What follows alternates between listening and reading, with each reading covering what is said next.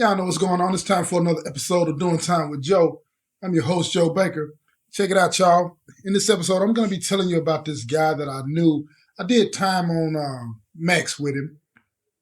And about 5 days before he was released, I'm talking about this man was not just being released from Max, but being released from prison, period. Flattening his sentences, completing his whole sentence. This man had a mental break. I've never seen anything like that. This was a long time ago because I was on Max back in the 90s. You know what I'm saying? And this guy totally lost it. And I'm going to tell you what happened as a result of that, right? Because mental illness in this country is real. And even back then, people didn't take it as serious as they should have been. And it's gotten worse. And this story is relevant. And the reason that I wanted to tell it is because recently, there have been some guys that are going to be getting out of prison that I know of that have mental issues, right? And I just don't know if they are ready for what's about to happen to them. They seem to be oblivious to the obstacles that are in their way. It's hard enough getting out of prison and you have all your faculties, you're not on any mental health drugs or anything like that, right? But for somebody that is on mental health drugs and things of that nature, it's got to be frightening.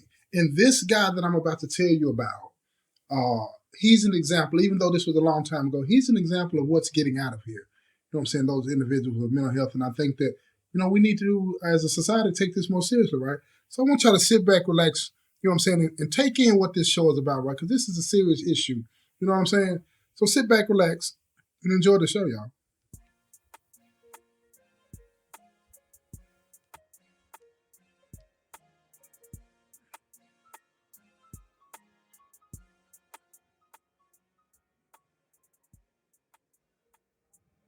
All right, check it out, y'all. Back in the 90s, I was on Max, right?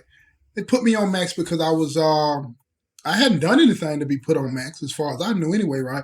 But I had another trial that I had coming up and I was facing the death penalty for some reason, somebody, you know what I'm saying, that has authority decided, let's go ahead and put him on Max, get him in the back, you know what I mean, so he can get used to being isolated from everybody because they were just certain that I was going to go to death row. They were certain that I was going to be found guilty and be sentenced to death row. So I guess they were just trying to get me mentally prepared for what it was going to be like for me for the rest of my life in solitary.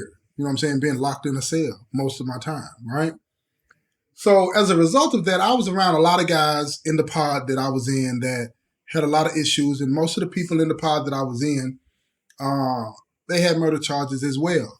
Some of the guys, they had been locked up on Max years before I got there, and it was a frightening thing for me.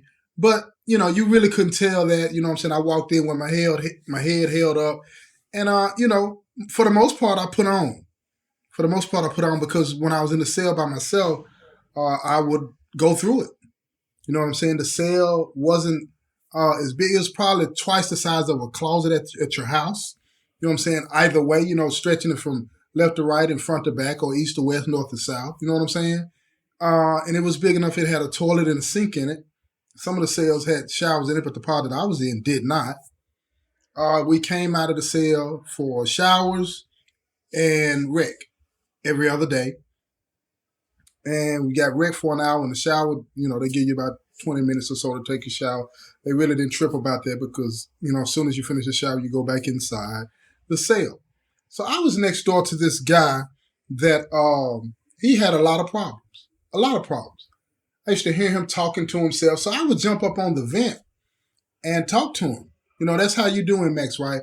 The ventilation system is so high up, and the ceilings are high too because they don't want you to be able to reach up there, tie something on the sprinkler head and hang yourself. So I used to have to stand on the toilet and then up on top of the back part of the toilet because we had metal toilets just so I could reach the sink. And then by me being 6'1.5", I said 6'1.5", I want all of mine. By me being 6'1.5", I would be right there by the vent, so I would have to hunch over just a little bit so I could talk. But when I was laying in my bunk, I can hear perfectly clear what the guy next door to me would be going through. And there was this guy over there that I used to hear him talking to himself, and it wasn't like every now and then. This was every day. I had no idea how much time he had. I had no idea how long he had been on max. I had no idea when he was getting out. I assumed that everybody that was on max was like me because nobody told me otherwise. I assumed that they had murder charges, found out that was true. I assumed that they were going to be in there for, long periods of time, like me, found out that that wasn't true in all cases. Some people have been deemed so violent that they are not allowed to be out on the compound. Some people have been deemed so unmanageable that the administration, for whatever reason, will put them back there on max. This is back in the day. They don't do it like that anymore. They will put them on max. And this one particular guy, I found out that they put him on max because he was almost unmanageable and he would get into trouble and do all of these things. Not anything necessarily violent, you know what I mean? But he would start fights and he would probably, like from what I was told, he would lose most of the fights. But he was just one of those guys that was always into something.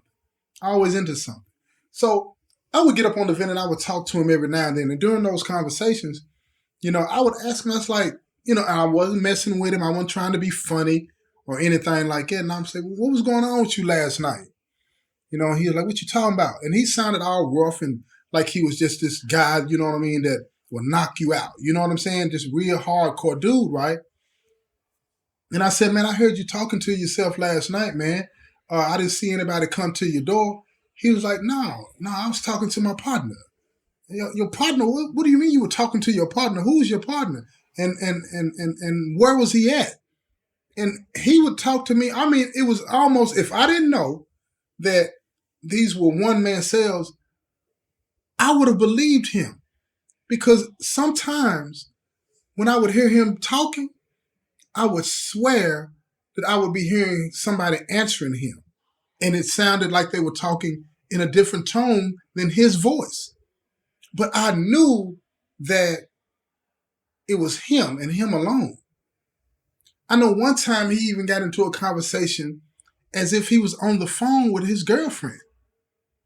And he was talking to her as if he was really on the phone. But like, look here, keep in mind, on Max, it's a phone that they bring around to your cell. It's on wheels. They push it right in front of your door, let the flap down, and then they hand you the receiver, and then you dial your number and call whoever, you're going to call, right? I never saw him use the phone. I never seen him getting any commissary. I never seen him getting any mail. But some of those times that I would talk to him, he would talk about his family and how rich they were and the type of lifestyle he had and how when he got out, everything was going to be just fine for him. He built this thing up as if he was straight. Now, keep in mind, I had no reason to believe otherwise. None at all. I had no reason to believe that this man was lying. I had no reason to believe that what he was telling me was not true. Not at all. But I remember, when you're getting ready to get out, all kinds of people start coming to your door if you're on Max. The counselor came up there, and a couple other people came up there. They were talking to him, and I was being nosy, of course. I'm standing on the door because on Max, you don't get much conversation with anybody other than somebody next to you unless you go out on the rec yard. So anybody that comes into the park, everybody runs to the door. Everybody runs to the door and asks stupid questions just because they want somebody to talk to them. You want to hear somebody else's voice other than your own or the people in the pod, right? So I ran to the door and I'm listening through the crack. Excuse me. I'm listening through the crack of the door when he's talking to the counselor, and I hear the counselor tell him, he said, look, in about 5 days, you're going to be going home, man. So we need to make sure that you have somewhere to go and all this. So this guy is giving them this information. He's giving them addresses, names of people, this and that, phone number, whatever. And they're going and they're calling because whatever he had in his file, wasn't matching up. It wasn't matching up. So they thought, okay, maybe people have moved. Maybe he's lost contact. Maybe, you know what I'm saying, something has happened that they just need to get with him and get information so they can talk to somebody that to see if they're going to come pick him up or they're going to bring him clothes or whatever they're going to do. You know, find out where he's going to live and all that kind of stuff, right?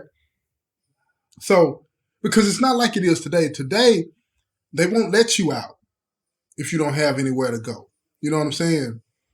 I forget what they classify you, but basically, if you don't have anywhere to go and you have issues, they keep you until they find a nursing home or somewhere for you to go, mental health place or something like that, right? But back in the day, that's not how it was. So they're taking this information that he's giving them and they're calling these people. Keep in mind, it wasn't no Facebook. You know what I'm saying? It wasn't no social media where they could go online and find somebody real easy. It wasn't like that.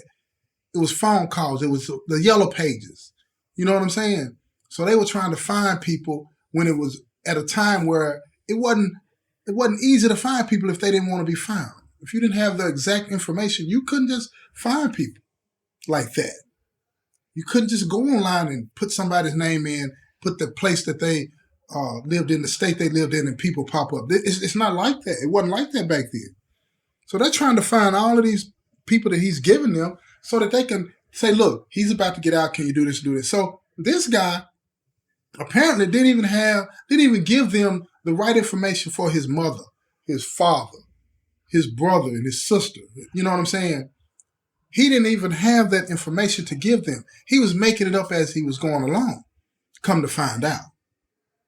And this guy was always, like I say, I get on the vent when I talk to him, and he just talked about his family in a way to where, I got this. They're going to take care of me. And I said, well, what did the counselor say to you? You know what I'm saying? When he came back up and said that the number didn't work, this and that. He would tell him, he said, no, the number worked. They just playing. They don't want me to leave. They want me to stay here. I'm not staying here, though.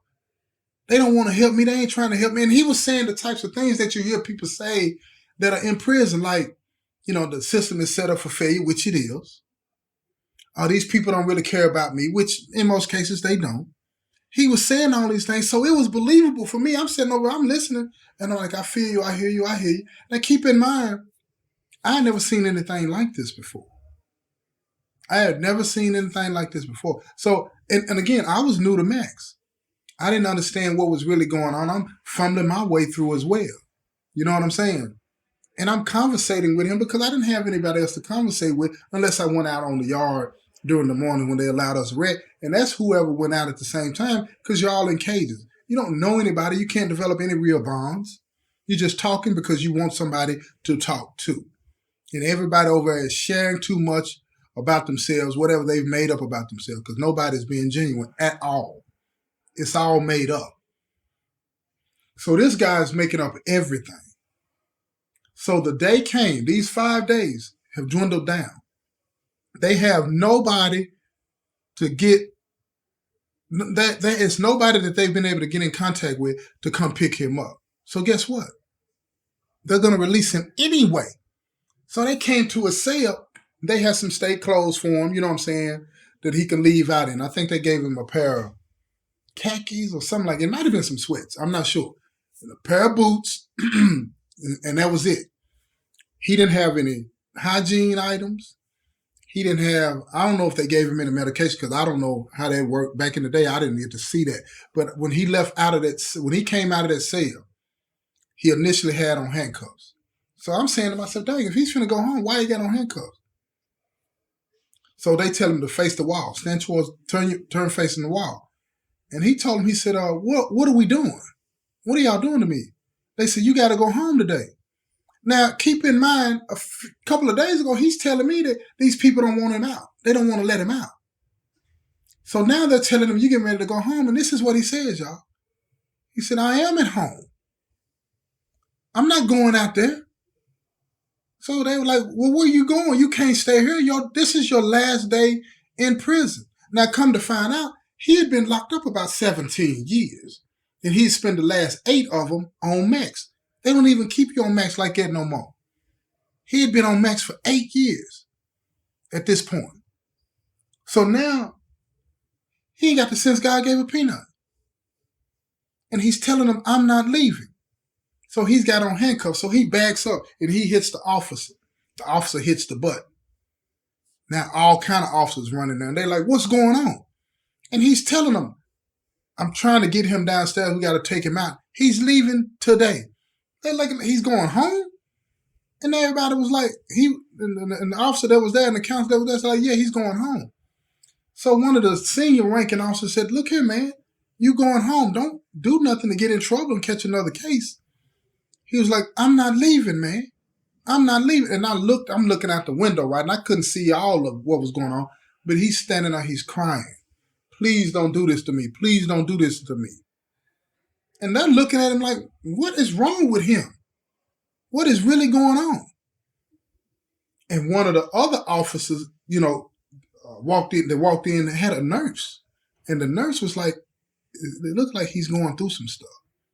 The nurse, she's recognizing the signs and all this. It was a male nurse and a female nurse. And they were both talking. And I'm listening to him. I'm like, he's having a nervous breakdown. I'm like, who's going to have a nervous breakdown when these folks is trying to put you out the penitentiary? So he ran back in the cell, y'all, because they didn't shut the door. He ran back in the cell, got handcuffs on. Now they all rushing on, and he's hollering and grabbing, trying to do whatever he can do, but his hands are behind his back. So look, they pin him to the ground, bring him out of there hog-tied, basically, toting him down the steps. They get him down the steps, they take him out. Now, he's gone. Lunch comes around, he's gone. On to the next issue in the penitentiary. That's how it goes, right? On to the next issue. So there we are. We're looking at the news. It's about 2, 3 in the afternoon, right? We're looking at the news. And we see him on there. He's on TV. They had let him out of the penitentiary, took him to the bus station and dropped him off and left him. And guess what he does, y'all? He finds some kind of brick or something and threw it through this window at this store, right? At some shopping place where people shop at, where they had a big display window. And it was some woman that was in there that worked in the thing that was doing the display, fixing up the display. You know how they had the mannequins and all this and that? He threw a brick through that, and the brick hit her, and the glass hit her, cut that woman up. And then they said he sat down on the sidewalk, because when they showed him on TV, he was sitting on the sidewalk, he had handcuffs, and you had police standing around him. And now they're telling the story. You know how they do when they get you, ex-felon just released from prison hours ago, is charged with aggravated assault and attempted murder. Well, gonna be anyway. So they're making this big issue out of it, saying that this guy, he should have never been released, this and that. But what they left out of the story is that this guy has mental problems. This guy told him don't let him out. And before that, now keep in mind, I hadn't been there that long, but I was there with him his last 5 days when he was slipping. He was talking to himself. Everybody else in the park could hear him talking to himself, so the officer could hear it. They didn't do anything about it. Their only concern was he's done with his time. He can't stay here anymore. And they let him out. And he almost killed somebody when he got out because he didn't have anywhere to go. It turns out that he didn't have any family left. They didn't even live in Tennessee. You know what I'm saying? The younger people, they didn't even know him. And I think he was in his 50s at that time or whatever the case may be. But he didn't look it. He didn't look at it. His prison had preserved him. You know what I'm saying? And at the end of the day, the reason that I wanted to tell you this story is because a lot of people get out of prison and don't have anywhere to go. Now, I don't know if he had mental problems when he came in. I don't know if he developed those mental problems along the way, right? But a lot of people in here lie about their circumstances. A lot of people in here say they got more than what they actually do. A lot of people in here talk about the family support that they have that they really don't. They talk about how much money they got, which they are really broke. You understand what I'm saying? All you got to do is see, in here, I pay attention. People always talk about they got this and got that, but they don't have a noodle on the shelf. They never go to the commissary. They never use the telephone. They never get any mail. But they talk about their family and things out there in glowing ways because they can't accept the reality of the situation. They've burnt all the bridges, you know what I'm saying, that they had. So to them, making it up is a way for them to cope and endure. And it may sound crazy, but I remember when I was on Max, I'm gonna just say this now. I'm not crazy, y'all. But when I was on Max, and let me quit using that terminology, crazy. I don't have mental issues because mental issues are real. And I don't want to be disrespectful to anybody. I swear I don't. But when I was on Max, man, it was those days, man, I'd be laying back on my bunk and I would have a conversation with myself. Because sometimes, most of the time on Max, it was noisy. And that almost helped me cope. But when those days came around where it would be quiet, you know, because at night, most people stay up and then they sleep during the day. You know what I'm saying? They get up to get the meals and go out direct and take a shower, and then they'll sleep the day away, and they'll stay up at night. And it was those times, you know what I'm saying, during the day, because I tried to sleep at night most of the time. But those times during the day when it was really quiet, I'm talking about really, really quiet in the pod, it bothered me. So I would talk to myself just to hear something. Because when I say quiet, I mean eerily quiet. And it's scary. Because you look up at that door, and that's it. You look out that window, and that's it. And when you start to balance that against the number of years that you have, it's almost like it'll make you give up. And if you don't have any family, and I'm fortunate I do, I got family. But if you don't have any family like this guy did, that you're in contact with, that you continue to have that relationship with, reality hits you, man. In reality, when reality hits you, it's like it's almost too much. It's almost too much. So I said all that to say this. You find these people in the penitentiary that talk to you, that you talk to, and you hear them lying all the time. Consider this. A lot of them in here lying because they can't handle the truth. They don't need somebody to tell them that they messed up. They truly know that they've messed up. What they're looking for from you, if you're one of the people that's talking to them or whatever, what they're looking for from you, whether they say it or not, is answers, is help, it's direction. But you got to remember they're still prideful because nobody wants to believe that they made a mistake so horrendous that they lost their freedom. They don't even have the right to even dictate what happens to them. They can't even dictate. We can't even dictate when we get a shower. We have to wait until somebody says, okay, do you want to take a shower? And that's a hard pill to swallow, that you have no control over your life. None at all. So you lie about your life so you can have control over something, that little piece, even though it's an illusion. That little piece of whatever you want to call that, it's all made up. Just wanted to drop that on you. Because this guy, it didn't have to be like that. Now, I've recently heard that, he did come back to the penitentiary and he passed away in prison. You know what I'm saying? I don't know how much time he got when he came back for throwing that brick through the window. But he threw that brick through that window because he had a mental break. Reality hit him. You would think that when the time comes for anybody to get out of prison that they would be happy to be leaving.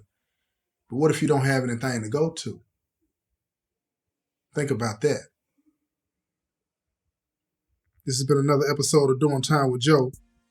I'm your host, Joe Baker, and I say peace, y'all.